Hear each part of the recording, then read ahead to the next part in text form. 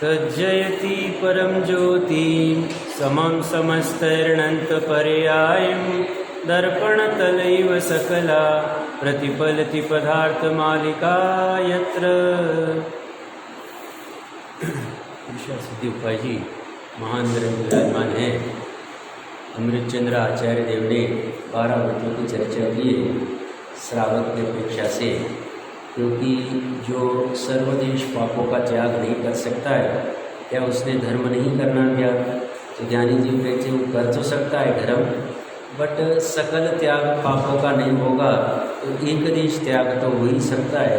वो एक देश त्याग करने के लिए हिंसा का एक देश त्याग क्या है, चोरी का क्या है, झूठ का क्या है, कुशील का क्या है, परिद्र का क्या है, ये चर्चा करने के उपरांत भोजन करने में एक देश रात्रि भोजन का त्याग किया जाता है।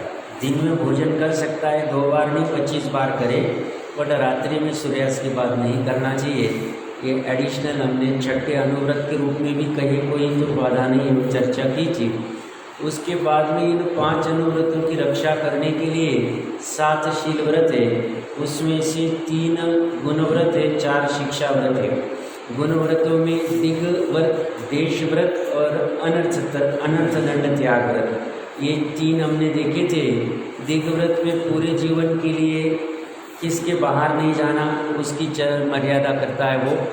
फिर थोड़े काल के लिए जो मर्यादा की जीवन भर की, उसमें से थोड़े काल के लिए और कुछ मर्यादा देश व्रत में करता है।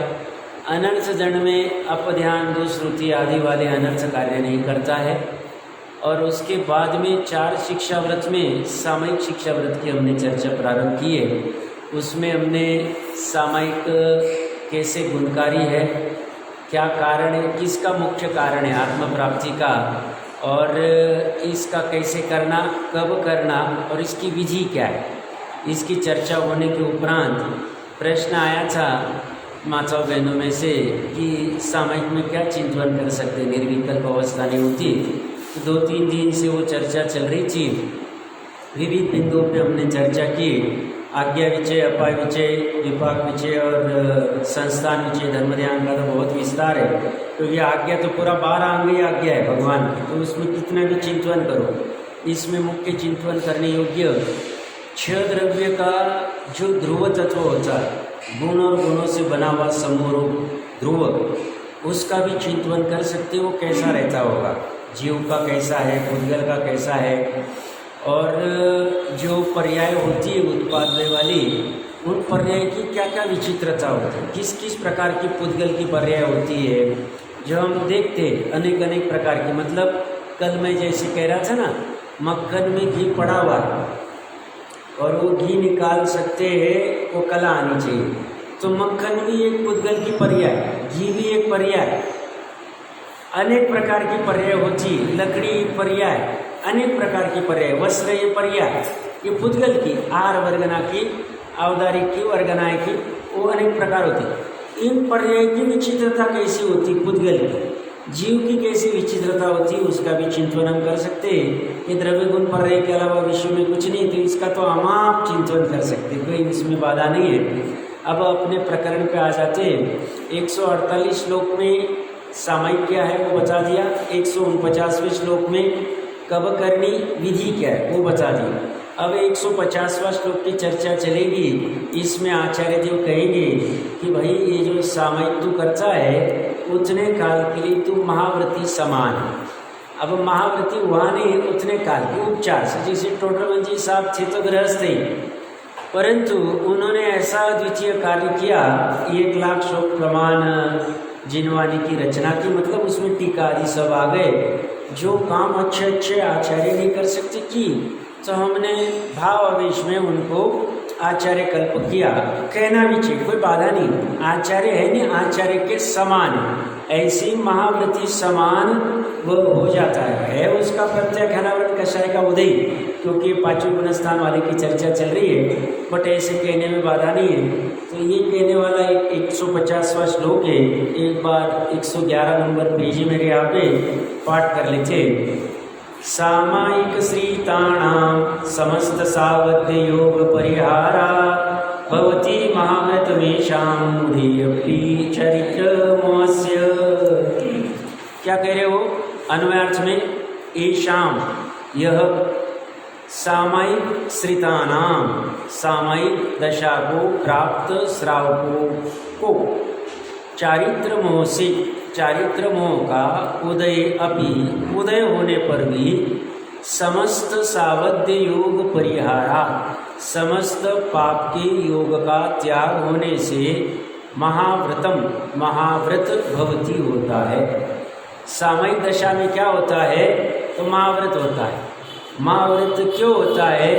क्योंकि उस समय में समस्त पाप के योग का त्याग, मन से, वचन से, काय से, कृत से, कारित से, अनुमोदन से, ये बट होना चाहिए। मतलब कोई सामयिक में बैठा है, उसका मन व्यापार में जा रहा है या बाजू वाले रूम में कौन जा रहा है, तो उसमें त्याग नहीं होगा।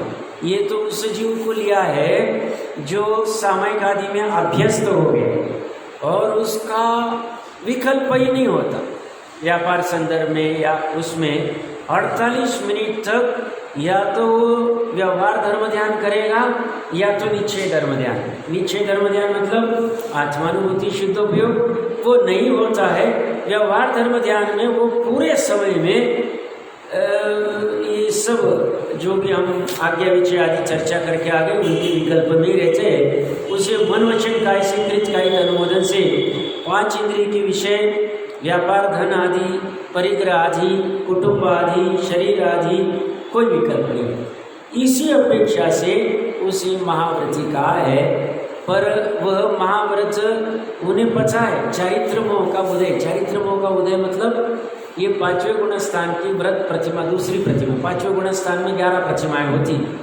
आगे मेरे ख्याल से यहाँ पे चर्चा नहीं है, बट हमने पीछे कभी की हुई। 5वें गुण स्थान 14 गुण स्थान होते। ये 2 मिनट के लिए ले सब, क्योंकि नए जीव तो कोई है नहीं, बट पता रहना चाहिए। आचार्य देव ने संसार अवस्था में सिद्ध अवस्था एक तो गुण स्थान अतीत है और उसके अलावा 1 से 14 गुण स्थान में पूरे संसारियों का विभाजन किया। उसमें 1 से 3 गुण स्थान को स्थूल रूप से मिथ्या दृष्टि कहा जाता है। मिथ्या दृष्टि मतलब जिसकी मान्यता विपरीत है, समझ ठीक नहीं है, जैसी वस्तु है वैसा जानता नहीं है, उपाधि की कोई समझ नहीं, विवेक नहीं है, उसे 1 से 3 गुण स्थान वाला मिथ्यात्व है। चौथे गुण स्थान और उसके आगे मोक्ष मार्ग प्रारंभ हो जाता है। चौथे गुण स्थान में सम्यक दर्शन हो जाता है। चौथे गुण स्थान में अनंतानुबंधी की कषाय नहीं है, 4 कषाय, अनंतानुबंधी, अप्रत्ययन, प्रत्ययन, संजनन। फिर हर एक के 4 वेदी, क्रोध मान माया लोग, ये सामान्य पता है। 4 × 4 16 है और 9 कषाय। 9 कषाय को इतना महत्व इसलिए नहीं दिया जाता है क्योंकि वो कभी भी काम करती है, कषाय के साथ ही काम करती है। और मिथ्यात्व की तो चर्चा करके आगे दर्शन हो। तो अब अनंतानुबंधी कषाय का अभाव हो गया चौथे गुण स्थान में, बट अप्रत्याख्यानावरण का उदय। अप्रत्याख्यानावरण कर्म भी सर्वघाती प्रकृति, ये स्वभाव का घात करती है।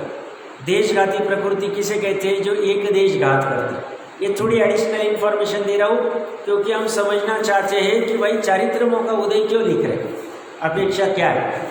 5वें गुण स्थान वाले को अनंतानुबंधी कषाय और अप्रत्याख्यानावरण कषाय का उदय नहीं, मतलब ऐसे भाव नहीं होते उसको, जैसे भाव मिथ्या दृष्टि और चौथे गुण स्थान वाले को, बट उसे प्रत्याख्यानावरण कषाय और संजलन कषाय का उदय।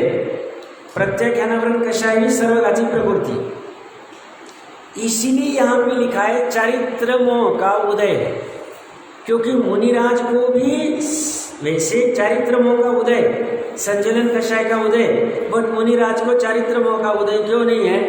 तो बोलते चारित्र मोह की सर्वघाती प्रकृति नहीं, इसलिए उनको उदय नहीं। बस इतनी सी बात है।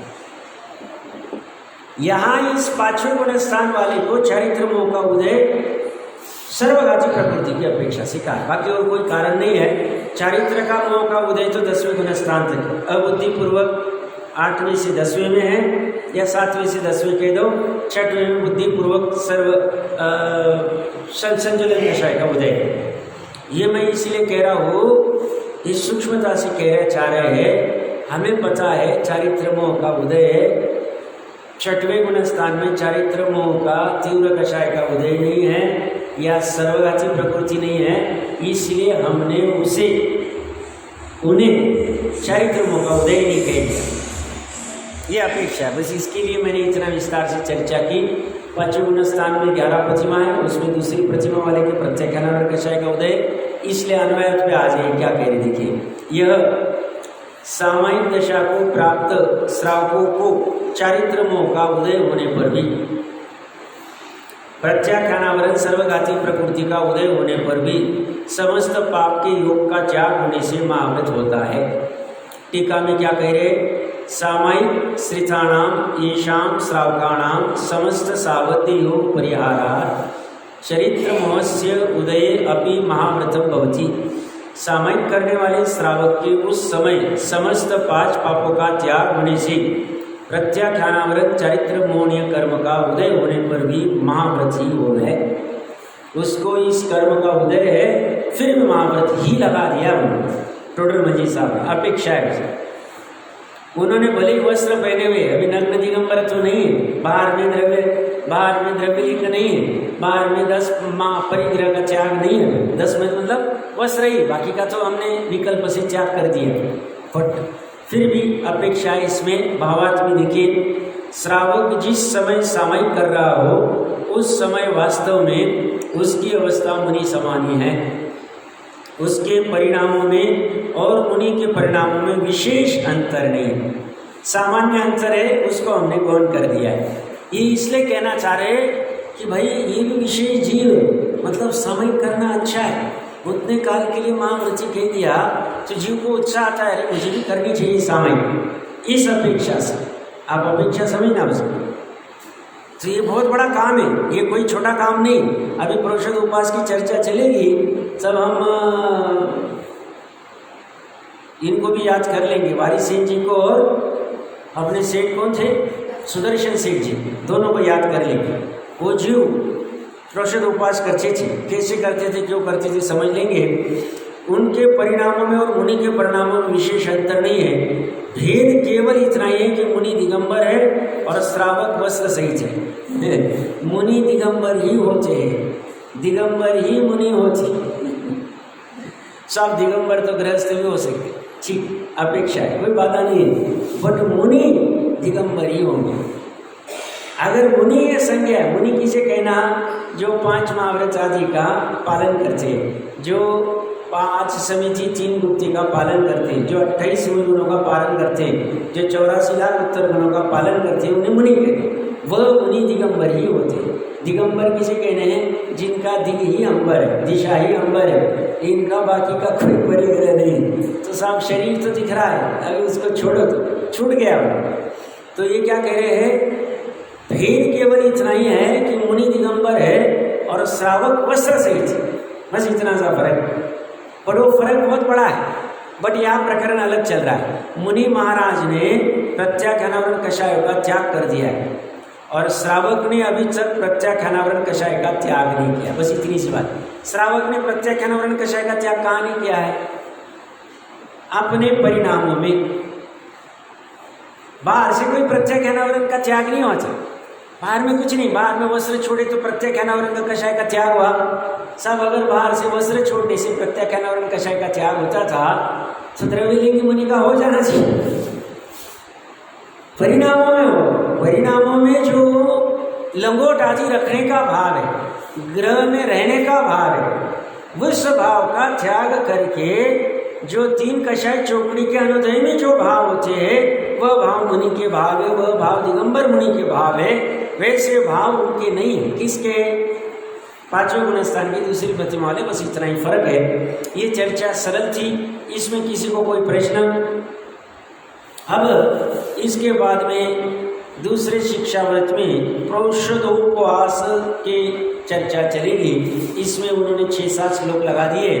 प्रोषदोपवास सामान्य से सबको ही पता है, इसकी विधि आदि क्या क्या करना चाहिए बहुत अच्छी चर्चा की है, और ये कैसे अहिंसा महाव्रत और अन्य अचौर्य आदि का पालन कराता है, ये भी सुंदर चर्चा इन्होंने यहाँ की है। प्रोषदोपवास की सामान्य चर्चा मैं कर देती पहले। प्रोषदोपवास क्या होता है, तो ये जो सामयिक कर रहा है उस सामयिक के संस्कार को स्थिर करने के लिए किया जाता है। क्या किया जाता है, उपवास किया जाता है। उपवास का अर्थ क्या है, पूर्व में कभी कहा है मैंने, कोई प्रयास करेगा भाइयों में से, उपवास हाँ, वास मतलब रहना, उप मतलब समीप। जैसे हम कहते हैं ना उपनगर, उपराष्ट्रपति, उप मतलब जो राष्ट्रपति के समीप रहता है, जो नगर के समीप उसे उपनगर कहते हैं। ऐसी उपवास में प्रोषद उपवास, तो उपवास में वास करना, समीप, किसके समीप वास करना? आत्मा के समीप के लिए चर्चा चल रही है, और तो कुछ कहीं नहीं करना है, क्योंकि सामयिक में भी समय ही जिसका प्रयोजन है। और समय क्या है? एक ही भाव से गमन करना। ये समय किस में गमन करना? आत्मा में गमन करना। तो ये विशेष रूप में करने के लिए उपवास करता है। और प्रोषद का अर्थ सब पर्व है, पर्व। तो पर्व मनाया जाता है, हमारा पर्व ही त्याग रूप होता है। आप समझना अच्छे से। भले ही हमें अभी स्वाध्याय की कमी की वजह से पर्व कैसे मनाने ये समझ कम है, इसलिए हम ठीक से मना नहीं रहे।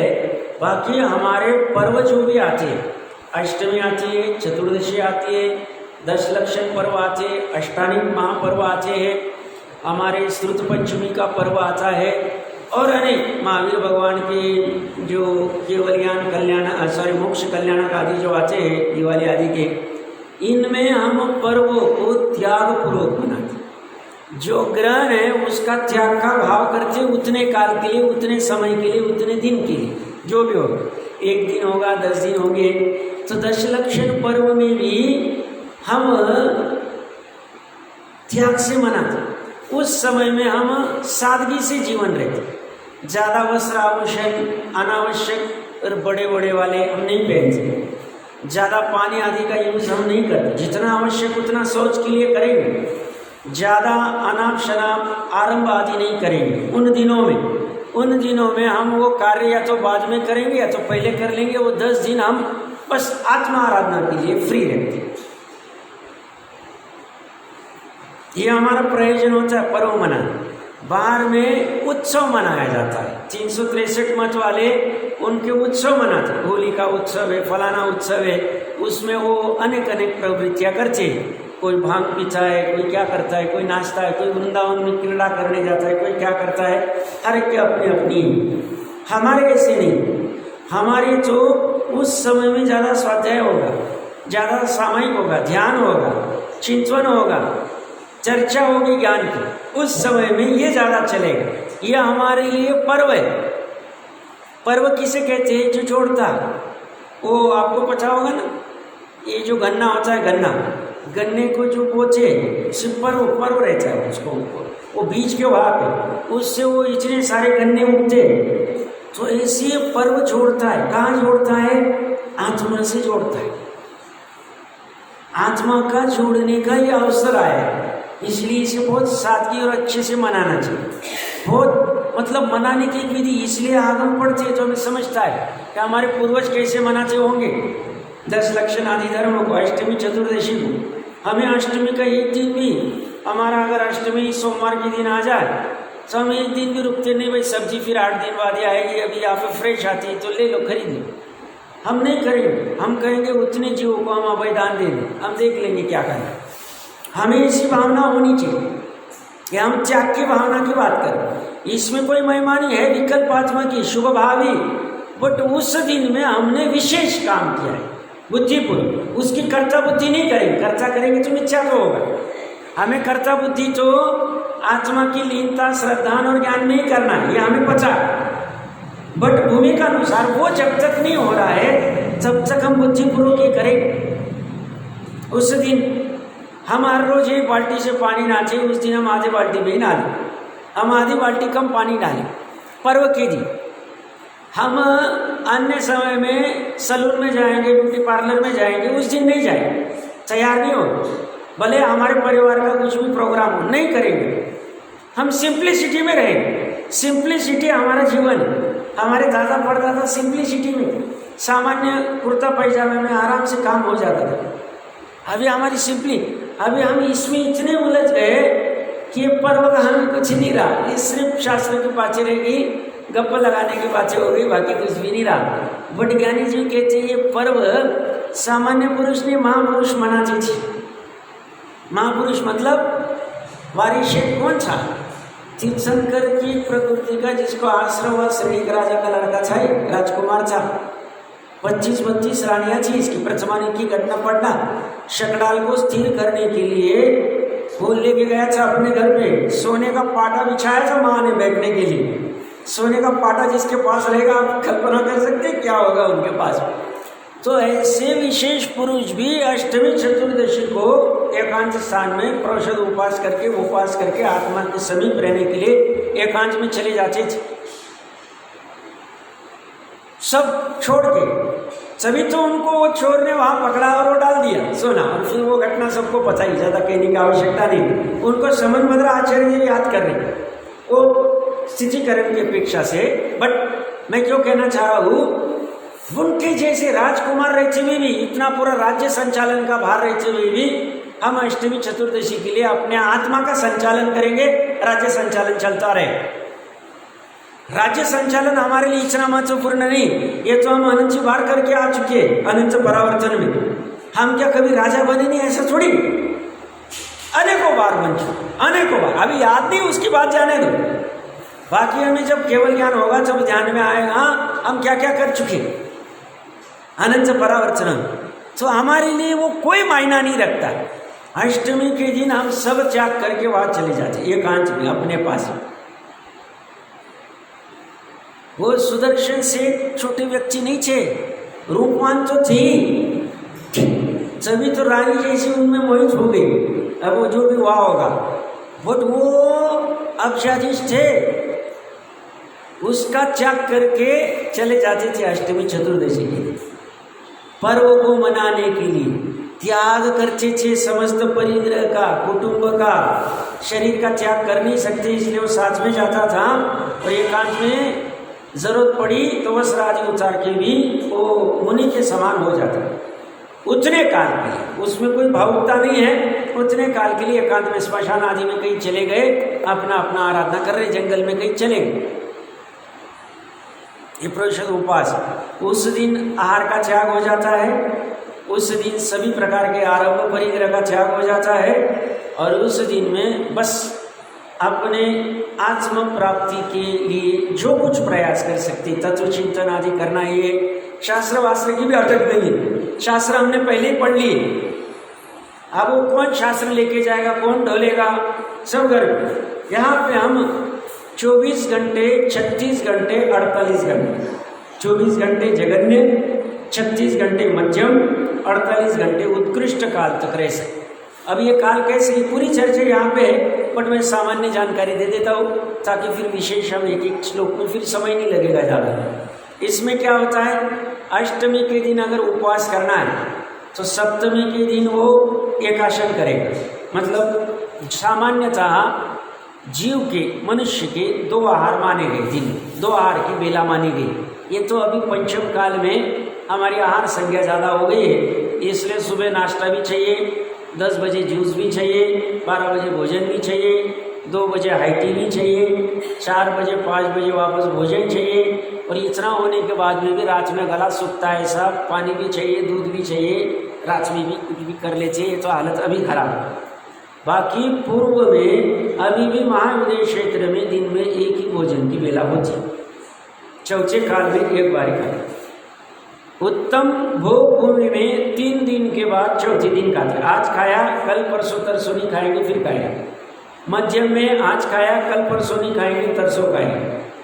और जगन्य में आज खाया, कल नहीं खाएंगे, परसों खाएंगे। वो भी कितना, आंवला बेरला आदि सब देख लेना चाहिए, बहुत छोटा सा क्वांटिटी। कितने उनके 3-3 कोस की अवगाना है, 2 कोस की अवगाना है। मैं इतनी चर्चा क्यों कर रहा हूँ, खाने पीने के बिना उपवास कैसे हो सकता है। अनशन कहाँ तो हमें पीड़ा आती, बट हमें ये पूरी आदत होनी चाहिए। इसलिए बीच बीच में अष्टमी चतुर्दशी को नहीं उपवास हो सकता है तो एकाशन, भियाशन कुछ ना कुछ करना चाहिए। भले हम एकांत में नहीं जा सकते, व्यापार आदि नहीं छोड़ सकते, वो बात भी रही, बट रसना इंद्रिय कंट्रोल करना बहुत जरूरी, बहुत खतरनाक है, बहुत परेशान करती, पीड़ा देती। तो दिन में एक सामान्य बेला मानी गई चतुर्थ काल में, पंचम काल में 2 बेला होनी चाहिए। अब हम 5 बार खाते, यह हमारी आसक्ति की द्योतक है। तो जो भी हो, थोड़ा थोड़ा खाते साहब, डॉक्टर साहब ने कहा है 2-2 घंटे में खाओ, थोड़ा 2-2 रोटी खाओ, 2-2 जूस पियो, कभी दूसरी कभी नारियल पानी पियो।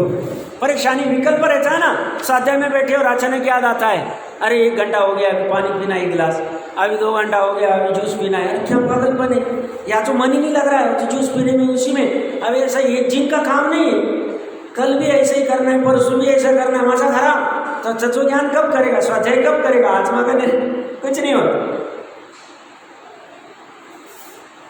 सुख पीड़ाकारी प्रकरण कहाँ से चल रहा है। यह जीव अष्टमी को अगर उपवास करना है, सप्तमी के दिन में सुबह सामान्य भोजन की बेला 11 बजे के आसपास, 10 बजे के आसपास मानी गई। सामान्य सूर्योदय होगा, जिन मंदिर नहाना धोना, फिर सब जाके घर पे रसोई आदि बनेगी, फिर मुनिराज के लिए भावना भाई जाएगी और फिर पड़गान होकर उनका आहार होगा और फिर हम आहार करेंगे। तो सामान्य 11 बजे की बेला कही गई, तो 11 बजे के आसपास में भोजन करके निवृत्त हो गए। अब वो भोजन करेगा डायरेक्ट नवमी के दोपहर, वो भी एक ही बार भोजन करेगा। तो सप्तमी का शाम का भोजन त्याग, अष्टमी के दोनों भोजन त्याग, और नवमी का शाम का एक भोजन त्याग, दोपहर का एक करेंगे, 11-12 बजे 1 बजे जो भी कुछ रहेगा। ऐसे 4 बेलाओं का भोजन का त्याग करना, इसे चतुर्थ भक्त उपवास कहते हैं। 4 भोजन छोड़ दिए उसने, सप्तमी का 1, अष्टमी के 2, नवमी का 1, ऐसे 4 भोजन का त्याग उसे उपवास कहते हैं। ऐसा उपवास करके सिर्फ उपवास नहीं करता है, साथ में मतलब आहार त्याग नहीं करता है, कषाय त्याग के लिए एकांत में चला जाता है। आहार त्याग भी हो गया, कषाय का त्याग भी चलेगा उसका। कषाय त्याग में क्या है वो तो वहाँ जब चर्चा आएगी तब कर लेंगे। ऐसी चतुर्दशी को अगर उपवास करना है तो 13वें दिन, मतलब क्या कहेंगे उसे, 13 शब्द याद नहीं आ रहा था। 13 के दिन में एक भोजन करेगा, शाम के भोजन का त्याग, और वो शाम के समय में निकल जाएगा, चला जाएगा एकांत में। 11 मतलब भोजन करके सब व्यापार आदि आरंभ का त्याग करके चला जाएगा। चतुर्दशी के 2 भोजन त्याग और पौर्णमी अमावस्या जो भी कुछ होगी उसका 1 भोजन त्याग, ऐसे इसके होते हैं। और उतने काल तक वो एकांत में रहता है। इसमें अनेक विवक्षा है 30 श्रावकाचार में। कोई कहता है स्नान करेगा, कोई कहता है नहीं करेगा, कोई कहता द्रव्य से पूजन करेंगे, कोई कहते नहीं कहते। या अमृतचंद्र आचार्य ने प्रासूत द्रव्य से पूजन आदि कहा हुआ श्लोक में। कई श्रावकाचार पढ़ेंगे, उसमें कहेंगे प्रासूत द्रव्य के लिए कहाँ विकल्प करेगा, क्योंकि वो एकांत में चला गया है, वो आके अपना भाव पूजा करेगा, चला जाएगा अपना अपना काम करने के लिए। दोनों विवक्षा है, मैं अभी जब चर्चा आएगी तब कर लेता हूँ। देखिए दूसरे शिक्षावत प्रोषण उपवास का स्वरूप कहते हैं। 151 नंबर के श्लोक का एक बार पाठ कर लेते हैं। सामायिक संस्कारं प्रतिदिनमारोपितं स्थिरीकर्तुं पक्षाद्वयोर्द्वयोऽपि कर्तव्यो उपवासम्। अनुवाद में कह रहे प्रतिदिन आरोपितम अंगीकार किए हुए सामायिक संस्कारम, सामयिक रूप संस्कार को स्थिर करने के लिए, विशेषता प्रदान करने के लिए, दोनों पक्षाद्वयो, पक्ष के अर्धभाग में अर्थात अष्टमी और चतुर्दशी के दिन उपवास अवश्य ही कर्तव्य करना चाहिए। ये जो अष्टमी चतुर्दशी है ये शाश्वत पर्व है, अनादिकाल से चले आ रहा है, आज का नहीं। मतलब महाविजय क्षेत्र में भी अष्टमी चतुर्दशी अच्छी से मनाई जाती है। अच्छे से मतलब त्यागपूर्वक पर्व रूप में मनाई जाती है। ये हर 8 दिन में हमें ब्रेक लगाने को आती है कि भैया तुझे गृहस्थी में सब कार्यक्रम कर रहा है, ये इसके लिए तेरे को मनुष्य भाव नहीं मिला। बार बार जगाते। तो ये बहुत सुंदर है। दशलक्षण भी 4 बार आती है, अष्टानिक भी 3 बार आती है, और अष्टानिक भी 3 बार आता है। इसलिए आता है, बीच में जगाने आते हैं, ताकि हम मात्र धन आदि के पीछे, 5 इंद्रिय विषय के पीछे इतने लिप्त न हो जाए कि अभी पता चला बस 2 दिन की 7 दिन की आयु बाकी है और अभी छोड़ने का समय आ गया है और हमने कुछ किया ही नहीं। हमारा मेन कर्तव्य जो धर्म और मोक्ष का कर्तव्य था वहाँ नहीं, ऐसा नहीं होना चाहिए, इसलिए बीच में आते। इसमें जो जगह वो समझदार है, जो नहीं जगह उसे कुछ कर नहीं सकते। और वो अगर नाक बहुत सिकोड़े, अष्टमी आ गई फिर आज हरी नहीं बनाएंगे, आज ऐसा नहीं करेंगे, आज फिर ऐसा करना, अरे भैया ये ऐसा क्यों कर रहा है तुझे इतना संकट क्यों लगता है, समझना चाहिए इसमें। तो अच्छा, अष्टमी चतुर्दशी का कहीं कहीं ऐसा कथन भी आता है, 8 कर्मों का अभाव करना है इसलिए अष्टमी मनाई जाती है सामान्य, और चतुर्दशी में 14वें गुण स्थान के अतीत जाना है, तो इस अपेक्षा से कुछ कहा जाता है। या 14वीं का चांद होने के बाद में 15वां पूर्णिमा आती है, तो पूर्णिमा में सकल प्रकट होता है, सिद्ध आदि अवस्था, ऐसे स्थूल कथन कुछ चलते हैं, पर ठीक है, अष्टमी चतुर्दशी तो मनानी चाहिए उपास। फिर उसमें और भी कुछ साइंटिफिक कहते हैं, ये अष्टमी चतुर्दशी ने ज्वार भाटा कुछ आता है, कुछ कहते हैं ऐसा पर्टिकुलर उस समय में समुद्र में भर्ती रोटी का कुछ चलता है, तो कुछ कुछ अपेक्षाएं चलती रहती है, जो भी साइंस का होगा। टीका में देखिए क्या कह रहे, प्रतिदिनम आरोपितम सामयिक संस्कारम स्त्री कर्तुम द्वयोरपि पक्षार्द्वयो अवश्यम उपवासम कर्तव्यम। प्रतिदिन अंगीकार किए हुए सामयिक व्रत की दृढ़ता करने के लिए दोनों पखवाड़ों के शुक्ल पक्ष और कृष्ण पक्ष के अर्ध भाग में चतुर्दशी और अष्टमी के दिन अवश्य उपवास करना चाहिए, अवश्य लिखा। अच्छा, अपना उपवास पानी के बिना वाला होता, हम महाराष्ट्र में जो उपवास करते थे पानी लेना चलता, बिना पानी वाला, मतलब 3 आहार का त्याग है, जल का त्याग नहीं रहता, ऐसा नहीं। जो आदिनाथ भगवान ने भी 1 माह या जो भी काल तक ऊपर 15 दिन या जो भी कुछ 1 वर्ष और जो काल किया, उसमें भी उन्होंने जल भी नहीं लिया तो विधि नहीं मिली तो कहाँ से ले। अब वो अलग अलग अपेक्षा से अपने मन से वर्षित पादी चलते हैं, महाराष्ट्र में बहुत अनेक जगह भी चलते होंगे, बट अपने यहाँ पे समस्त आहार का त्याग कहा। तो इसमें ये जीव 48 घंटे तक जल की बूंद भी नहीं लेगा, ये तैयारी कर रहा है। मुनि बन गए, 2-2, 4-4 दिन तक आहार नहीं मिले, कड़ी धूप में खड़े हम, और वहाँ पे पसीना पसीना होके एकदम प्यास लग रही है और गला सूख रहा है, ऐसा लगेगा अभी प्राण चले जाएंगे, ऐसी अवस्था में डटे रहे। गजब, ये पूरी तैयारी पता चलती कितनी स्थिरता हुई, क्योंकि दिगंबरत्व बोलने की बात नहीं है, गप्प की बात नहीं है, दिगंबरत्व वस्तु का स्वभाव है। तो ये पूरा चेकिंग करते, सब शिक्षा में चेकिंग की जाती है, तो इसमें पता चल जाता है, नानी याद आ जाती, समझता है, तो फिर शांति से बैठता है। अभी तैयारी नहीं ली है, कच्चा से शांति से बैठता है, और फिर जब लगा काम हो गया तो फिर समस्त परिग्रह का त्याग करके मुनिपना अधिकार कर लेता है, वो कोई बहुत बड़ी बात नहीं। तो अपनी चर्चा क्या चल रही थी, ये चतुर्दशी और अष्टमी के दिन अवश्य उपवास करना चाहिए, आत्मा के सभी उपवास करना चाहिए, आहार का त्याग और इसका त्याग। अभी ये भी समझना जरूरी है, अभी थोड़ा फैमिली वगैरह छोटा हो गया, कोई उपवास वगैरह करते हैं, उस समय में एकांत में तो जा नहीं पाते, अभी ऐसा कोई स्थान नहीं रहा, जिन मंदिर आदि तो आ ही सकते, इसमें कोई बाधा नहीं, बट जिन मंदिर में भी फिर उतना सब खुला रखो वगैरह सब करना पड़ेगा, क्योंकि अभी चोरी वगैरह भी बहुत होती है, तो सब बराबर 11-12 बजे बाद लॉक करना पड़ता है, सब बाकी की बहुत चक्करें होती है, कैमरे वैमरे लगाने पड़ते हैं, सब काल का प्रभाव से चलता रहता है।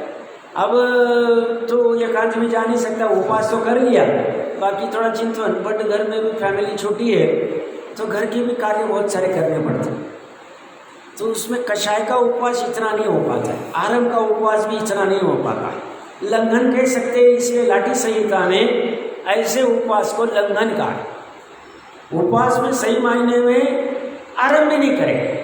पहले क्या थे, परिवार बड़े थे, अभी हम थोड़े स्वार्थी हो गए, परिवार छोटे में मज़ा ऐसा, फिर इंडिपेंडेंस रहता है, कभी भी कुछ भी करो, उस चक्कर में हम स्वाधीनता चाहते, बड़ों की अपने ऊपर छत्र छाया अच्छी नहीं मानते हम, तो उनका हम अलग अलग हो जाते।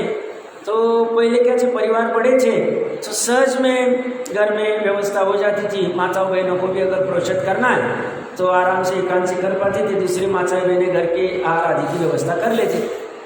अब ऐसा कुछ रहा ही नहीं, अब तो एक ही व्यक्ति घर में भोजन बनाने वाले बनाओ, फिर तो वो सब करना ही पड़ता है, फिर पूरा दिन फंसा ही रहना पड़ता है, इतना ज़्यादा वास नहीं हो पाता है जितना होना चाहिए आत्मा के समीप। और ऐसे पुरुषों का भी पहले व्यापार में 20-20, 40-40 लोग घर में कुटुंब में रहते थे, आराम से व्यापार बैठे, वो आदमी चला भी जाता तो कोई फर्क नहीं पड़ता था। या तो अपने सेवक भी इतने विश्वासु रहते थे, उनके बलबूते पे पूरा व्यापार चल जाता था। और ऐसे काल नहीं है, तो सब व्यापार पे तो जाना ही पड़े, नहीं जाएंगे तो कैसे होगा। पंचम काल है, 10-10 लाख रुपए का डोनेशन देना है, फीस देनी, कहाँ से देंगे। तो इसमें सिर्फ फिर अच्छे से नहीं हो पाता है। तो अभी कितना, इसलिए 100 साल पहले गोपाल दास जी बरिया उत्कृष्ट विद्वान थे, उन्होंने वही सभा में कहा था, अगर आपको त्याग वगैरह भी करना है तो कुछ व्रत आदि भी लेने हैं तो 7वीं प्रतिमा से ज़्यादा मत लो। काल ठीक नहीं, 100 साल पहले की अवस्था कर, आज तो बहुत खराब हो। क्या कहते थे वो, 7वीं प्रतिमा से ऊपर मत लो। मतलब 7वीं प्रतिमा के ऊपर आरंभ त्याग आदि में या एलक शुल्लक में सब घर छोड़ना पड़ता है।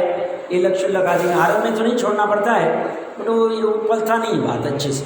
अभी दूसरी प्रतिमा पलना भी कठिन है, क्योंकि दूसरी प्रतिमा वाला भी प्रोषद आदि करने का कहाँ जाएगा, कैसे करेगा। सिद्धवरपुर वगैरह जाना, फिर वो वहाँ सब समझना चाहिए कैसे हो सकता है। यहाँ पे अवेलेबल, कोई पुणे बॉम्बे में रहता है, उसका क्या हाल है, तो संकट खड़े हो जाते हैं। जो भी है, तो ये कह रहे हैं ये चतुर्दशी और अष्टमी के दिन अवश्य उपवास करना चाहिए। भावार्थ प्रोषद का अर्थ पर्व है और उपवास का अर्थ है निकटवास। तो निकट में वास करना, रूप पर्व मनाना, जुड़ना। पर्व का अर्थ है जुड़ना, जुड़ते हैं, आत्मा के निकट जुड़ते हैं, नजदीक जाते हैं। आत्मा के नजदीक क्यों जाना, उसी से सुखी होने वाले। आत्मा के नजदीक नहीं, इसीलिए दुखी। अभी पंचम काल में कोई जीव आत्मा के समीप होगा, मतलब सम्यक दृष्टि होगा, निश्चय वाला, सुखी हो, पंचम काल होती हुई। और कोई चतुर्थ काल में और आत्मा की समीपता नहीं, दुखी। 7वीं नरक में कोई सम्यक दृष्टि, आत्मा के निकट है, समीप, सुखी। और कोई नवग्रह में मिथ्या दृष्टि देव, सब वैभव, आत्मा की निकटता नहीं, दुखी। स्वरूप ऐसा ही, विचार करना इसके ऊपर। ऐसा हो सकता है, इतने प्रचुरता में उनको इंद्रिय सुख अवेलेबल है, नवग्रह वाले देव को मिथ्या दृष्टि, तो क्या हो गया, सुखी नहीं कह रहे आप। और 7वीं नरक वाले को इतनी पीड़ा है, इतना दुख है, और आप उसको सुखी कह रहे, कैसे, विचार करना। स्वरूप ऐसा ही। ये जुड़ने की बात कर रहे हैं। कहाँ, प्रोषद का अर्थ पर्व है, उपवास का अर्थ निकटवास करना। पर्व में पाप से छूटकर धर्म में वास करने को प्रोषद उपवास कहते हैं। पर्व के दिनों में पाप से छूटना। महावीर भगवान की मोक्ष कल्याण कैसे मना, जन्म महोत्सव कैसे मना, 4-4 मिठाइयाँ बना के कैसे मनाएंगे, गरिष्ठ भोजन बना के मनाएंगे कि सादगी पूर्वक बनाएंगे। सब गरिष्ठ भोजन नहीं बनाएंगे तो एक आएगा नहीं। ऐसा हालत है, देखो कई हमारे जैनियों की हालत है। क्या कह रहा हूं मैं, पर्व के दिनों में पाप से छूटना, ज्यादा आरंभ करके ज्यादा गरिष्ठ भोजन, 5 इंद्रिय विषय करना पाप है कि पुण्य। हम क्या करते हैं, विचार करना, अपने अंदर झांकना, और कुछ अच्छा वर्तमान भविष्य के लिए कर सकते तो करना। भले हम कोई व्रतधारी नहीं, पर हम अपने लेवल पे जितना कर सकते करना चाहिए। तो क्या कह रही है, पाप से छूटकर धर्म में वास करने को। धर्म क्या है, हाँ बढ़िया, वस्तु का स्वभाव ही धर्म।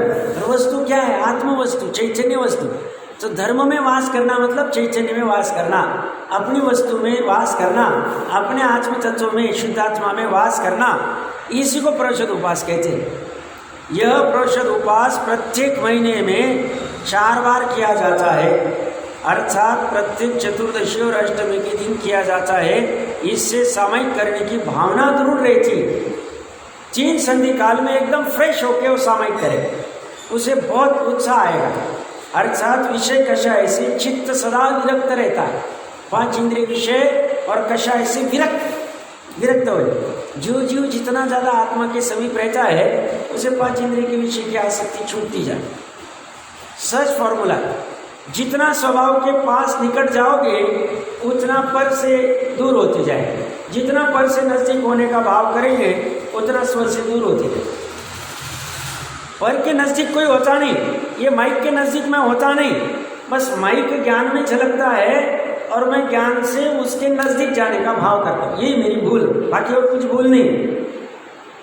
और मुझे इस गेय के प्रति विरक्ति होनी, मतलब इसको कोई नाली में डालना नहीं, इसको कोई जलाना नहीं, इसे रहने देना, बस ये भिन्न भिन्न अनुभव करना और आत्मा के निकट जाना, जी विरक्ति। और विरक्ति कुछ है नहीं। गेय लुप्तता नहीं होना ही विरक्ति और गेय लुप्तता होना ही आसक्ति, बस इतनी सी बात उपाधेय बुद्धि से। तो ये क्या करे, विषय कषाय से चित्त सदा विरक्ति रहता है। इसलिए प्रत्येक गृहस्थ को सामयिक अवश्य ही करना चाहिए। अब महत्वपूर्ण क्या लिखा टोडरमल साहब ने, ये लाइन पढ़ी, उसमें महत्वपूर्ण क्या बिंदु है? अवश्य और गृहस्थ शब्द महत्वपूर्ण, या श्रावक नहीं लिखा। बहुत से जीव छल करते हैं, सब श्रावक का अर्थ 5वें गुण स्थान वाला, इसीलिए गृहस्थ लिख रहे। गृहस्थ का अर्थ पहला गुण स्थान वाला भी होगा, चौथे वाला भी होगा, कोई बाधा नहीं। दूसरा तीसरा छोटे काल का, इसलिए छोड़ दी। क्या कह रहा हूं मैं, प्रत्येक गृहस्थ को अवश्य ही करना चाहिए। ये प्रैक्टिस है, ये प्रैक्टिस, नेट प्रैक्टिस चलती है, फिर हम फील्ड में जाके काम कर जाएंगे। हमें भी शक्ति प्रमाण, भले हम एकांत में सिद्ध वर्ग जा सकते तो अच्छी बात है, हमारे पास लकीली अवेलेबल है, सब उसमें आने जाने में ये सब उतना तो होगा भैया। फिर यहाँ पे नहीं तो जिन मंदिर आ जाओ या हॉल में बैठ जाओ फिर आके, इसलिए ताकत है। तो उतना नहीं कर सकते तो एटलीस्ट आहार का त्याग कर दो। और दिन में खाने पीने बनाने इसमें बहुत समय जाता है, उस दिन में मान लो 8 घंटे 6 घंटे जाता है तो 3 घंटे में निपटा दो। 3 घंटे आत्म स्वाध्याय ज़्यादा करो, एकांत रूप में सामयिक करो, ऐसा कुछ प्रयास करना चाहिए। ये सब प्रैक्टिस है, ये सब प्रैक्टिस है, और ये करते करते सहज में आत्मा की प्राप्ति हो जाए। दूसरा कोई उपाय नहीं, ये सब व्यवहार रूप है, बट ये उपाय और कोई नहीं है। तो जिसका जितना शक्ति प्रमाण, भले हम प्रतिज्ञाधारी नहीं, बट आज लगा अभी कोई विकल्प नहीं है, फ्री है, चलो कर लिया। आज उपवास भी कर लिया, आज थोड़ा समय स्वयं के लिए ज़्यादा दे, ऐसा भावना कर लेना। और ये प्रयास करना चाहिए। बीच बीच में एक आसन करना चाहिए। मशीन को भी थोड़ा शांति देना चाहिए, ये तो बार बार डालते जाएंगे, मशीन चलता ही रहे। अब बाहर देखो, आटे वाटे पीसते जाते, बाहर तो नहीं पीसना चाहिए, बट कभी देखा होगा घर पे ही रखनी चाहिए अपनी घरघंटी।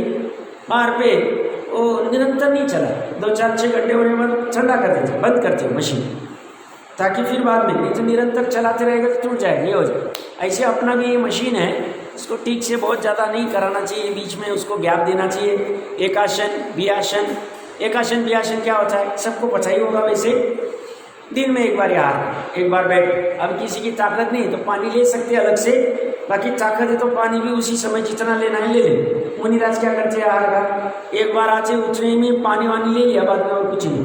वो कमंडलों में जो पानी सिर्फ शौच के लिए, बाकी और कोई मल त्याग आदि की शौच के लिए, बाकी और कोई कारण नहीं, उसको पीने के लिए तो यूज़ करते ही नहीं।